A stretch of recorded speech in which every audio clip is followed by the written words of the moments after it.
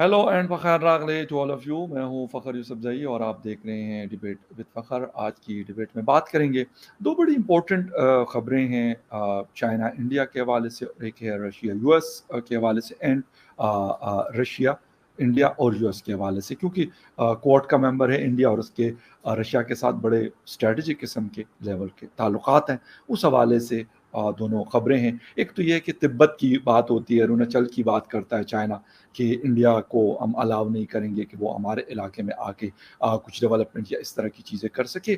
क्या हो रहा है ये कुछ दिनों के बाद? हम हमेशा देख रहे होते हैं 3 महीने 6 महीने के बाद चाइना को इस किस्म की स्टेटमेंट हमें चाइना की तरफ से मिलता है। इसके पीछे वजूहात क्या है वो समझने की कोशिश करेंगे और इसके साथ-साथ क्वाड की बात करेंगे कि रशिया के साथ अभी जो 2 दिन का विज़िट रहा प्राइम मिनिस्टर मोदी का, तो उसके बाद से क्वाड का क्या स्टेटस है या क्या होने जा रहा है या क्या नहीं, अमेरिका खुश कितना है, नाराज़ कितना है, ये सारी चीज़ें आज के शो में डिस्कस करेंगे। और बात करने के लिए मैं जॉइन कर रहे हैं हमारे दोस्त, बहुत अच्छे सीनियर एनालिस्ट हैं हमारे भाई डॉक्टर अभिषेक मिश्रा साहब हमें जॉइन करें। डॉक्टर साहब, once again thank you very much for joining my show.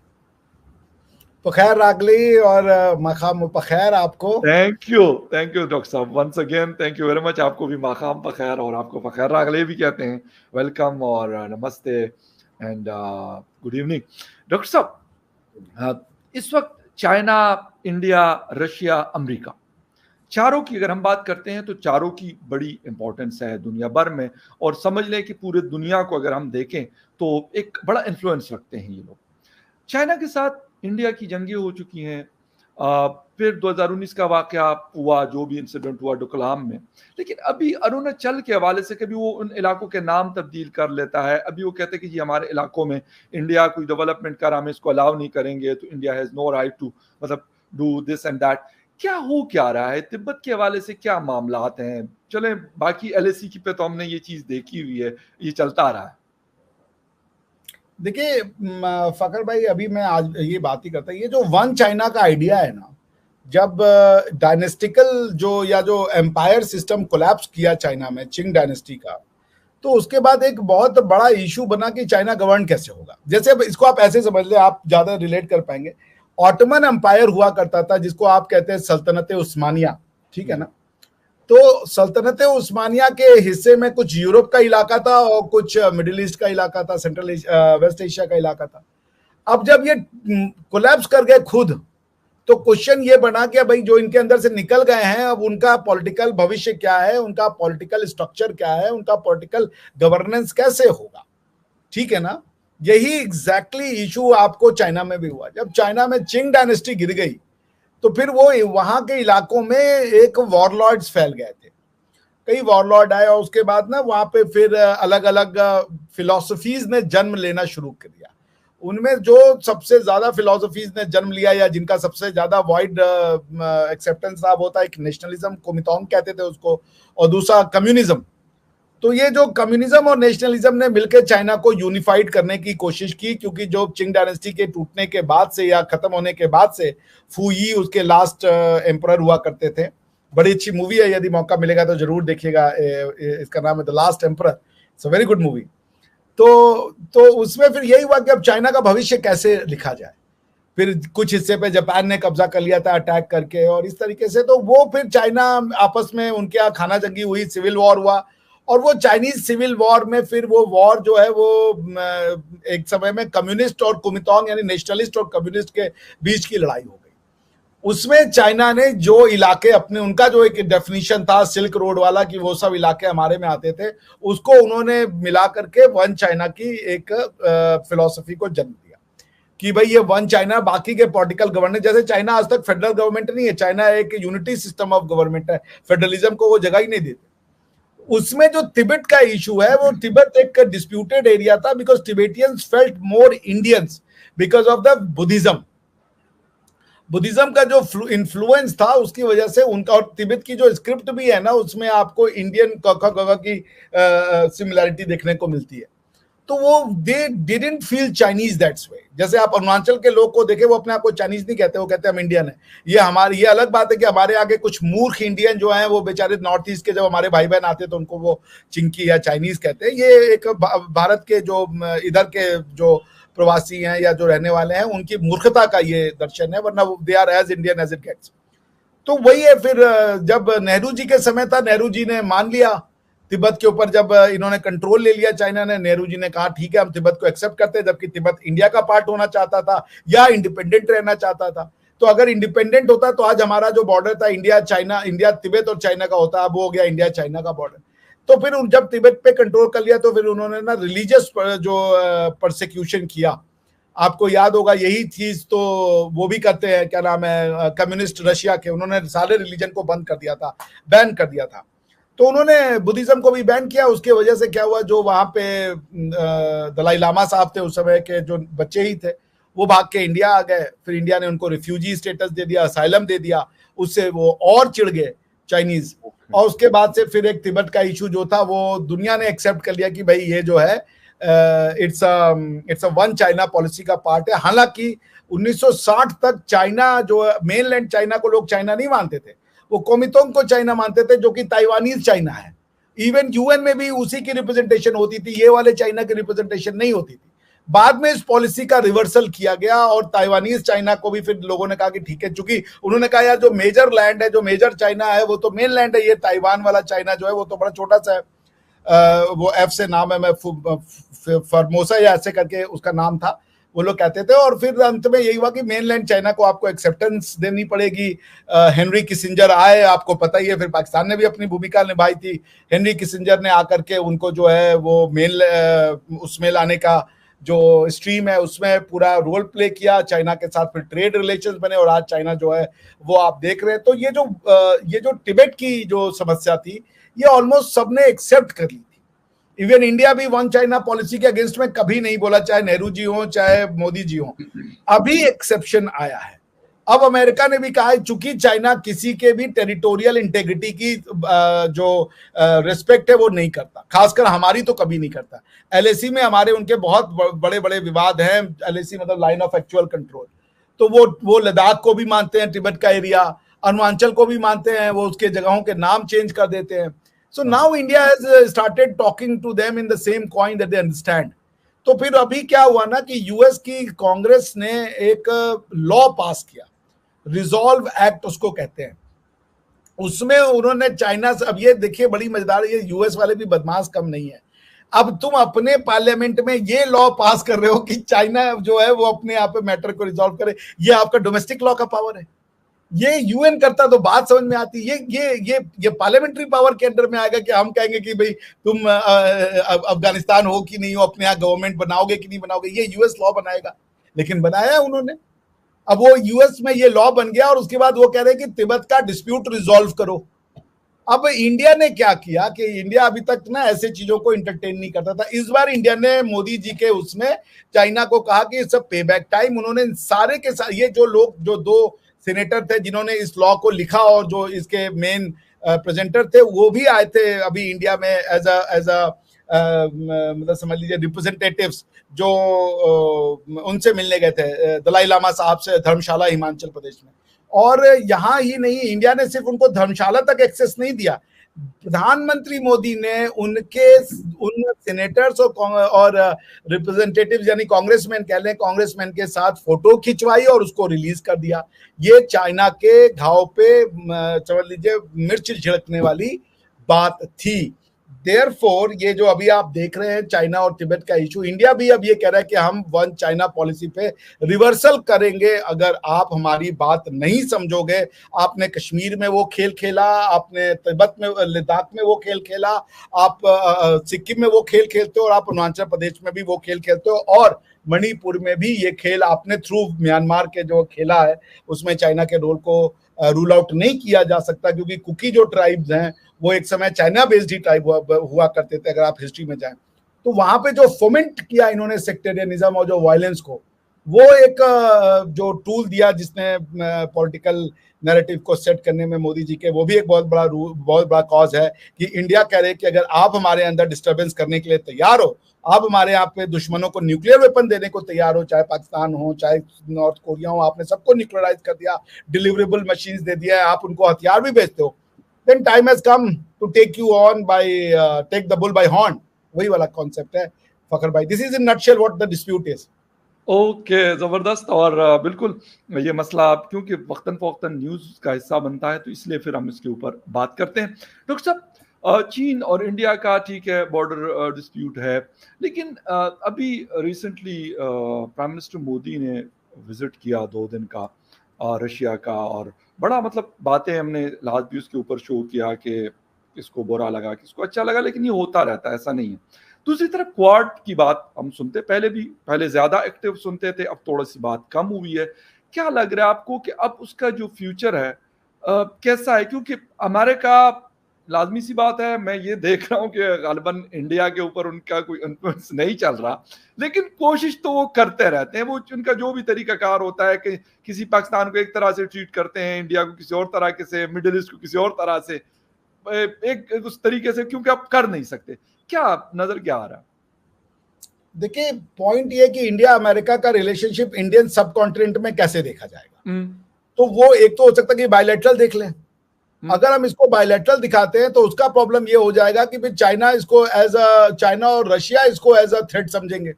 It's a very tight rope to walk. आप अगर इंडिया रशिया के क्लोज जाता है तो अमेरिका को डर लगता है, और अगर रशिया अमेरिका के अगेंस्ट क्लोज जाता है तो रशिया को डर लगता है। It's the same thing. तो यहाँ पे क्वाड का जो मैकेनिज्म क्रिएट किया गया कि क्वाड बनाओ, जिससे ये होगा कि ये जो 4 पार्टीज हैं ये मिलेंगी, बात करेंगी, चूंकि ये मिलिट्री ऑर्गेनाइजेशन नहीं होगी तो आई एम सो सॉरी। तो इससे ये होगा कि क्वाड के अंतर्गत आप जो है ना मल्टीलैटरल फोरम होने की वजह से कई बातों को कर सकते हैं, और आसपास के कई देशों को आप इंटरेस्ट में ले करके देख सकते हैं। स्पेशली आप एक चाइना को मैसेज दे सकते हैं कि आपकी हेजेमनी ऐसे चलेगी नहीं, जो आप साउथ चाइना सी पे कंट्रोल करना चाहते हो, या आप जो रूल ऑफ लॉ नहीं रखना चाहते हो, तो इस तरीके का मैसेज उनको दिया जाना चाहिए। तो इंडिया और 2 चीजें हैं, इंडिया और अमेरिका का बायलैटरल रिलेशनशिप, जिसमें देखिए वो 2+2 डायलॉग होते हैं, जिसमें foreign secretary plus defence secretary आते हैं, हर साल वो 2+2 डायलॉग होते हैं।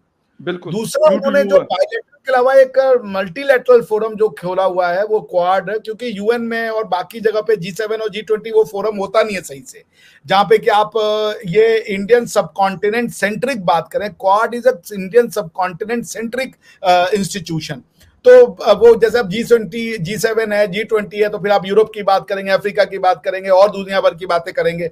लेकिन जब आप क्वाड में आएंगे तो फिर आप इंडियन सब कॉन्टिनेंट के ही जो सब्जेक्ट मैटर है उस पर डिस्कस करेंगे। सो क्वाड की रिलेवेंस इस दृष्टि से बढ़ जाती है कि इंडिया का क्या रोल होगा इंडियन सब कॉन्टिनेंट में, अमेरिका का क्या रिलेशनशिप होगा इंडिया के साथ स्पेसिफिक टू इंडियन सब कॉन्टिनेंट। क्योंकि एक इंडिया के साथ रिलेशन है कि रशिया में जो हो रहा है उसका इंडिया और अमेरिका रिलेशनशिप पे क्या असर पड़ रहा है।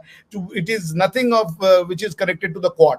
दूसरा है कि मान लीजिए सेंट्रल वेस्ट एशिया में क्या हो रहा है, वहां पे स्टेबिलिटी कैसे लानी है, हुती क्या कर रहे हैं, यमन क्या कर रहे हैं, इजराइल हमास के वॉर में क्या हो रहा है। तो उसमें आप यू डोंट नीड क्वाड।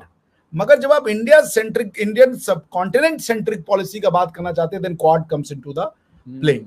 तो इसलिए क्वाड का जो रिलेवेंस है उसमें मल्टी पार्टी फोरम्स है। और एरिक ग्रासिटी साहब ने कहा था कि as far as Quad is concern, India is a driver, जो इंडिया कहेगा हम वो करेंगे, यूएस इज नेविगेटर। यूएस ये बता रहा है कि भाई हाँ ये रास्ता ठीक है, रास्ता ठीक है, लेकिन ड्राइव तो इंडिया को ही करना है। रास्ता चेंज करना चाहे तो वो कर सकते हैं। अब आप जैसे इसको इंटरप्रेट कर लें। ऑस्ट्रेलिया को उन्होंने कहा कि भाई इट्स सर्विस प्रोवाइडर, कि भाई इसमें चिप्स विप्स खाना है तो पीछे से ला करके आओ। और जापान का काम है ओवरऑल कि वो उसको ऑब्जर्व करे और वॉच करें कि भाई चीजें ठीक ठाक हो रही है कि नहीं। So this is what quad is for you. तो इंडिया ही क्वाड का वो है। और चूंकि अमेरिका जब इंडिया का ओपिनियन जानना चाहता है वेस्ट एशिया पे, तो कई फोरम है, G7 है, G20 है, UN है, सिक्योरिटी काउंसिल है। लेकिन जब आप इंडियन सब कॉन्टिनेंट में आकर के और आप साउथ चाइना सी डिस्कस करना चाहते हो, तो इन्होंने जापान को भी इसीलिए पार्ट बनाया है ताकि ये ना कह पाए चाइना की भैया तुम इंडिया और अमेरिका मिलकर खाली चाइना के रिलेटेड क्यों बातें करते हैं, दुनिया से रिलेटेड बात क्यों नहीं करते हैं। तो उन्होंने क्वाड का एक मैकेनिज्म दिया। और वही बात अजीत डोवाल साहब जब रशिया वाला मैटर हुआ तो ऑफ कोर्स यार देखिए, अब आप पाकिस्तानी हैं, ठीक है ना, और मैं हिंदुस्तानी हूँ। अभी आपके और चाइना के बीच में कोई न्यूक्लियर वेपन से रिलेटेड कुछ सिग्नेचर टाइन हो तो हमारे यहाँ पे पसीने छूटेंगे, हम वरी होंगे ही होंगे, ठीक है ना। उसी तरीके से हम अगर अफगानिस्तान के साथ जाकर के कोई मिलिट्री पैक्ट बहुत करेंगे होता तो है आप में छूटेंगे बहुत ठीक है, ज्यादा बहुत ज्यादा बहुत बिल्कुल। ज्यादा आदमी परेशान हो जाता है। यू आर वही राइट। चीज। तो अब आप जाके गले मिल लिए, उधर 75वां वो नेटो बना रहे थे और आपने जाके गले मिल लिया, वो तो पूरा का पूरा वो जो सेलिब्रेशन था उसमें पानी फिर गया। ठीक है ना, तो आप क्या मैसेज दे रहे हो कि नेटो की रिलेवेंस को आप चैलेंज कर रहे हो। इसके कई रीडिंग्स हो सकते हैं ना। आपका गले लगना ऑन द सेम डे जब नेटो अपना 75th एनिवर्सरी मना रहा है और आप रशिया में पहुंच गए और ये पूरी लड़ाई नेटो को लेकर के है, तो आर यू सेइंग बिल्कुल एग्जैक्टली। अच्छा तो लेकिन इसलिए ये कम्युनिकेशन हुआ, उसके लिए डोवाल साहब गए होंगे और वो जो गवर्नमेंट ऑफ इंडिया का जो पोजीशन है उसको क्लियर करेंगे, क्योंकि इससे पहले कि कुछ मिसकंसेप्शन बन जाए और फिर हमारे कुछ अच्छे पड़ोसी लोग भी हैं जो जाके उसको कहेंगे देख लो हम तो कह रहे थे ये मक्कार है तो उससे पहले ही वो चलेगा फायर फाइट करने। जी अच्छा लेकिन डॉक्टर साहब, जब रशिया और इंडिया करीब होते हैं या चाइना और रशिया आपस में करीब होते हैं, तो दुनिया में एक जिसे कहते हैं, मैं ये तो नहीं कहता कि दुनिया हिल जाती है, लेकिन एक बड़ी मतलब एक फोकस रहता है उसके ऊपर। अब यहाँ पे क्या अमेरिका और जो इंडिया के दरमियान हम देखते रहे, मोदी जी विजिट करते रहते हैं अमेरिका, ट्रंप के ज़माने में भी किया, जो बाइडन के ज़माने में भी किया, बड़ा मतलब एक बड़ा प्रोटोकॉल मिला उनको, इसमें कोई डाउट नहीं है। लेकिन क्या अब ऐसा नहीं लग रहा कि थोड़ा सा उस तरफ से अब गालिबन इंडिया की तरफ से भी लग रहा है, मैं एज ए इंडिपेंडेंट जर्नलिस्ट साहब से बात करूं, ना एज ए पाकिस्तानी, ना एज ए अमेरिकन, ना एज ए इंडियन, लेकिन मुझे लग रहा है कि थोड़ी सी जैसे सर्दमहरी नहीं हो जाती, कोई ऐसी चीज आपको लगती है या मेरा हो सकता है इंडिया अमेरिका में? जी इंडिया अमेरिका में, यस एग्जैक्टली। देखिए बिल्कुल मैंने आपको कहा ना, फर्क तो पड़ता है भाई, एक डिस्पोंडेंसी तो आ ही जाती है ना, ऐसे नहीं है कि नहीं फर्क पड़ेगा। आप हक दे रहे हैं तो बहुत बड़ा भाई, ये एक बहुत बड़ा सिंबल, पूरा वेस्ट का मीडिया इसको जो है वो कवर किया है और वो उस पर घंटों एयर टाइम, वो इंडिया कहाँ जाता है कहाँ नहीं, ये तो उनके लिए मैटर ही नहीं करता था कि भाई मोदी साहब कहाँ जा रहे हैं, किससे मिलने जा रहे हैं। लेकिन इसको तो इतनी एयर टाइम मिली है इस पूरे मीटिंग को, क्योंकि ये वेस्ट का मोराल बूस्टर, मोराल जिसे कह लीजिए एक तरीके से किल कर दिया इस पूरे के पूरे जो ट्रिप ने। और दूसरी चीज ये भी जानिए कि वेस्ट रशिया को आइसोलेट करना चाहता था, मगर वेस्ट ये बात समझ रहा है कि दे आर आइसोलेटेड। आप अगर एक पाकिस्तानी से भी पूछिएगा तो वो अमेरिकन, वो उनकी मजबूरी हो सकती है, मगर दिल में वो है कि यार रशिया के साथ खड़े हो जाओ। आप समझ रहे हैं सर? है बिल्कुल, ये हकीकत है, बिल्कुल सही कह रहे हैं। So point ये है कि West wanted Russia to be isolated, but the end result is that they find themselves to be cornered. ठीक है ना? So they have been cornered, तो अब वो छटपटा रहे, so they cannot lose friends, but at the same time West एक power तो है ही है। अब आप ये सोच लीजिए कि वेस्ट की पावर का मैनिफेस्टेशन क्या, मैं कहता हूं मैं ताकतवर हूं, तो कैसे ताकतवर हूं? जैसे मैं अपनी ताकत अपने ज्ञान को समझता हूं, फिजिकल तरीके में कोई भी आके मुझे 2 थप्पड़ मार देगा, मैं कहीं कर लूंगा, लेकिन अगर आप मुझे इंटेलेक्चुअली बात करेंगे तो आप कहीं के भी हो, मेरा आपका कोई मैच नहीं होगा। ठीक है ना? तो पॉइंट ये कि अब इंडिया और जो इंडिया का जो मैनिफेस्टेशन है पावर का, वो मैनिफेस्टेशन या तो आप इकोनॉमिकली करते हो या तो आप ये डिप्लोमेसी के थ्रू कर रहे हो। तो ये जो मैनिफेस्टेशन हो रहे हैं ना, इसका असर पड़ रहा है अमेरिका के मोराल पे कि भाई ये क्या हो रहा है। वो सोचने लगे कि भाई अब आप देख लीजिए, वेस्ट की पावर जो थी वो क्या थी, फाइनेंशियल कंट्रोल था उनका ना, पूरी दुनिया के फाइनेंस पे कंट्रोल था, वो टूट गया। मैं रशिया में रहा, मुझे थोड़ी प्रॉब्लम हुई कि मेरा कार्ड नहीं चला, लेकिन अल्टीमेटली क्या, ट्रेड नहीं हो रहे। आपने रशिया को सारे स्विफ्ट बैंक से और फाइनेंशियल सिस्टम से काट रखा है, बट रशिया की हेल्थ पे धेले भर का फर्क नहीं पड़ा। इवन इकोनॉमी भी सालों से सर बहुत अच्छा चल रहा है, 3 सालों से मजाक नहीं होता। एग्जैक्टली, मतलब इकोनॉमी को तो रिसेशन में धंस जाना चाहिए था, उल्टा इकोनॉमी जो है खत्म हो जाना चाहिए सर। 1930 में जिस तरह का रिसेशन आया था कि लोग बास्केट में पैसे लेके जाते थे और कहते हैं कि जेब में चीजें लेके आते थे, सूरत हाल तो वो वाली होनी चाहिए थी मेरे ख्याल से मॉडर्न एरा में, लेकिन तो अब ये है कि फिर वेस्ट पावरफुल है भाई, 2 ही पावरफुल हो सकते हैं। आपका ये था कि हम इनको ना इतना आइसोलेट कर देंगे, फाइनेंशियल मैकेनिज्म से ये कर देंगे कि ये भीख मांगने पे आ जाएंगे और हमारी ताकत को मानेंगे। दूसरा तरीका है मिलिट्री ताकत। मिलिट्री ताकत तो आपने खड़ी कर दी है कि नाटो यूक्रेन में नहीं जा रहा है, ये फ्रॉम द डे 1 हो गया था कि हम इसको वर्ल्ड वॉर नहीं बनने देंगे। ठीक है ना? वर्ल्ड वॉर नहीं बनने देना है तो military might of the west की तो क्वेश्चन खत्म हो गई। अब दूसरा जो माइट ऑफ द वेस्ट जिसका टेस्ट था वो था उनका फाइनेंशियल और इंटरनेशनल आर्किटेक्चर जो चलता है जियो पॉलिटिक्स के ऊपर, उस पर उनका कितना कंट्रोल है और वो कितना किसी देश को पेन फील करा सकते हैं उनके द्वारा बनाए गए नियमों का उल्लंघन करने पे। उसका रिजल्ट ये आया कि आप ढेले भर का पेन नहीं फील करा सकते, क्योंकि रशिया ताल ठोक के 3 साल से बैठे पड़ा है।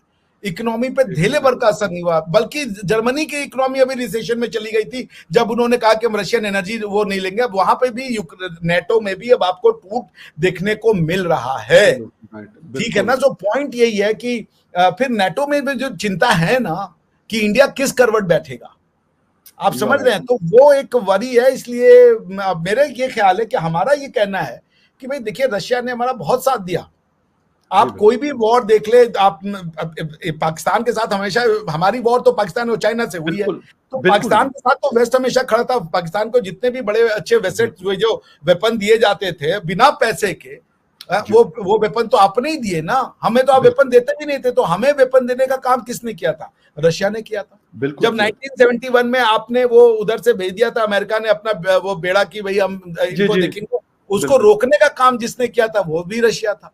तो फिर यार देखिए फखर भाई गद्दारी नहीं कर, हाँ, तो अगर आपके लिए कोई खड़ा हुआ है तो फिर भारत वो देश है, बहुत बड़ी बात है।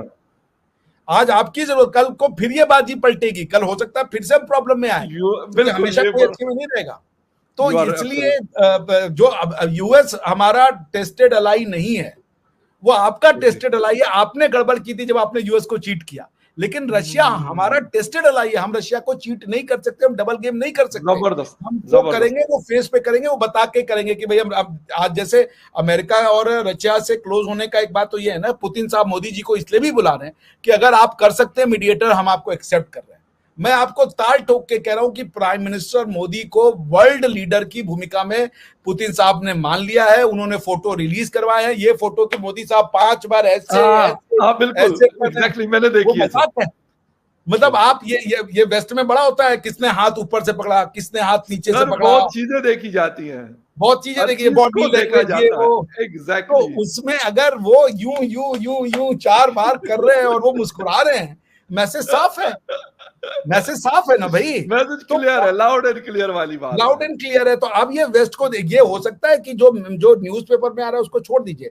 मुझे लगता है कि अजीत डोभाल साहब प्राइम मिनिस्टर मोदी का मैसेज लेके गए हैं कि रशिया इज रेडी और हम ये रोल प्ले करने को तैयार हैं। क्योंकि ये देखिए ये इजराइल और हमास वाला डिस्प्यूट नहीं है जहां पे सोशो कल्चरल रिलीजियस हिस्टोरिकल सब कुछ, ये एक पॉलिटिकल कंफ्यूजन है, ठीक है ना। इसको रिजॉल्व करवाया जा सकता है। इसमें कोई अगर बैठ जाएगा तो ना तो यूक्रेन के लोग हमारे जानी दुश्मन हो जाएंगे, ना तो वहां के लोग, बल्कि एक दोनों ही पढ़े लिखे लोग हैं, दोनों ही समझदार लोग हैं। मैं रशिया गया हूं भाई, ये वो कम्युनिटी है, जब अमेरिका स्पेस का नहीं जोड़ सकता था तो ये पहुंच गए थे स्पेस में। अच्छा फकर भाई, अमेरिका क्यों है? क्योंकि वो जर्मनी का इंटेलिजेंस ले लेते हैं, इंटेलिजेंट पीपुल, ऑस्ट्रेलिया का ले लेते हैं, कनाडा का ले लेते हैं, पाकिस्तान का, इंडिया का, सबका लेके, बिल्कुल अफगानिस्तान सबका लेके वो उसको अमेरिकन बना देते हैं। लेकिन रशियन अपने आइडेंटिटी पे वो जो भी किया उन्होंने किया ना, वो अगर वो गए स्पेस में तो उन्होंने दुनिया भर के इंटेलिजेंस को नहीं, दुनिया भर के इंटेलेक्चुअल पीपल को नहीं बुलाया। उनके यहाँ इतनी पॉपुलेशन थी कि वो अपने दम पे चले गए, और मुश्किल से 15 करोड़ है, 14 करोड़ है। सोचिए जरा द इंटेलेक्ट। मैं गया वहां पे, उस सोसाइटी के कॉलेजेस देखे, यूनिवर्सिटीज देखी, क्या मतलब आप सोच नहीं सकते हाउ फार वो बेचारे इकोनॉमिकली पिट गए, क्योंकि वो सोशलिज्म की थ्योरी लेके चले थे। अगर इकोनॉमी उनका साथ देती ना, तो ये जो उनका जो वो है स्पुतनिक या उनके जो स्पेस वो है, उसका नाम मैं भूल रहा हूँ, वो कई गुना आगे होती नासा से, but they simply got beaten by NASA because of the financial breakdown. Absolutely right, बिल्कुल। कम्युनिटी भी जबरदस्त है भाई, रशियंस ऐसे वैसे नहीं है। अब हमारे यहाँ पे भले वो जो भी कहें, जरा उनके इंटेलेक्चुअलिज्म का लेवल ही दूसरा है। बेशक, बिल्कुल सही। और मेरे ख्याल में ये चीज़ अमेरिका भी जानता है, इसीलिए उनको लगता है कि अगर चाइना, रशिया, इंडिया ये एक ट्राइका बनता है तो उनके लिए फिर मुश्किल ये नहीं है कि कोई जाके उनके साथ जंग करना शुरू कर देंगे, लेकिन ये ज़रूर हो सकता है कि एक पावर होगी। जिस तरह नेटो एक पावर है, दुनिया मानती है उसको, अमेरिका है उसको लीड करता है, तो एक ताकत है उनके पास हर किस्म की टेक्नोलॉजीज। अगर ये तीनों आपस में मिलते हैं तो फिर लाजमी सी बात है उसमें अगर ईरान, अफगानिस्तान और पाकिस्तान भी हो तो कम अज कम ये कि एक तो स्ट्रेटेजिक डेप्थ इनके पास बहुत होगी, और दूसरी चीज़ ये कि इनके पास टेक्नोलॉजीज और ये सारी चीज़ें भी अवेलेबल होंगी, और तीसरी और आखिरी चीज़ ये होगी कि जो इन चीज़ों के ऊपर ये पैसा खर्च करते हैं, इंडिया का चीन के साथ डिस्प्यूट है, पाकिस्तान का इंडिया के साथ है, पाकिस्तान का अफगानिस्तान के साथ, तो वो चीज़ भी ख़त्म हो सकती है। तो ये मेरे ख्याल में भी हो सकता है, और अगर अभी डिस्प्यूट सॉर्ट आउट कर दिया रशिया यूक्रेन का, तो फिर मेरे ख्याल में बहुत सारी चीजें हमारे सामने एक और पिक्चर क्लियर हो जाएगी। जी डॉक्टर साहब कुछ कहना चाह रहे हैं? एक स्टेटमेंट दूंगा, देखिए लोहे को लोहा काटता है, गोरे को गोरा काटता है, याद रखिएगा। जबरदस्त, थैंक यू डॉक्टर साहब वंस अगेन, आपके टाइम का बहुत शुक्रिया, आपने शो ज्वाइन किया। And viewers, thank you very much for watching debate with Fakhar Yousafzai. किसी और डिबेट में आपसे फिर मुलाकात होगी, तब तक के लिए टेक केयर एंड बाय।